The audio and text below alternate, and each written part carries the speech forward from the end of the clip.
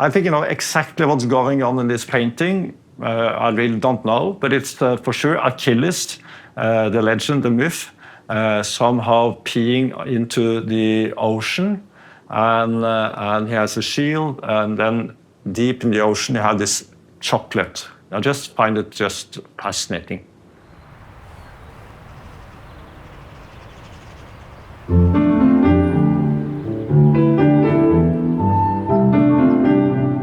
My name is Erling Kagge. I'm a Norwegian polar explorer and art collector.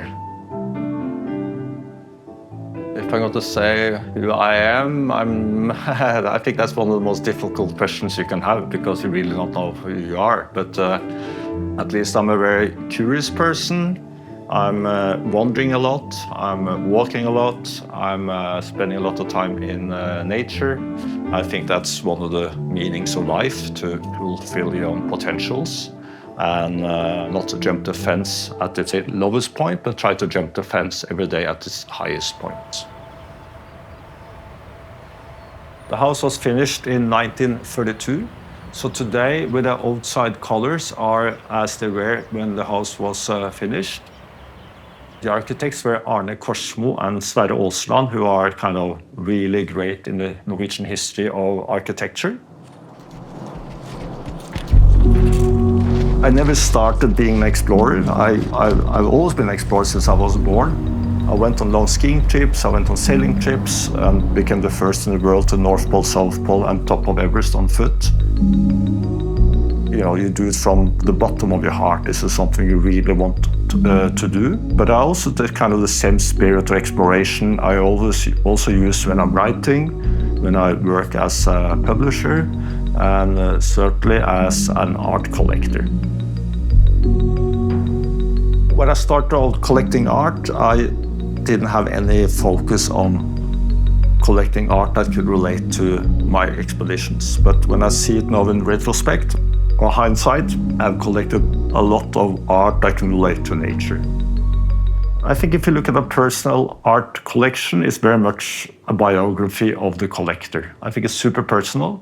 I love to discuss it with my kids. I love to discuss it with great galleries, the curators and other collectors, but it comes down to me. And that's a fantastic privilege. I also love designed by nature. And rocks are for free, and rocks can be the most beautiful things you can have. Of course, it's not art, but it's just it's enriching because it reminds you about the world, the creational world, and how the world moves on. For me, it's not about like or dislike. I think that culture with dislike and like has gone way too far.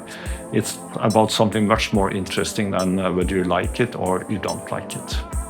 I don't necessarily buy art I like all the time. I think if you only buy art you like, you will have a very limited collection. You need to be somehow ahead of your taste when you collect art. I think every piece in Bergen has emotional value for me. So it's like this crazy whale fish on the floor, to this strange paintings by Hanne-Line Røgeberg, to of course all the Wolfgang Tillmans, to this Antonio Tarsis with the matchboxes. Obviously I'm super biased, but I think it's so many highlights there.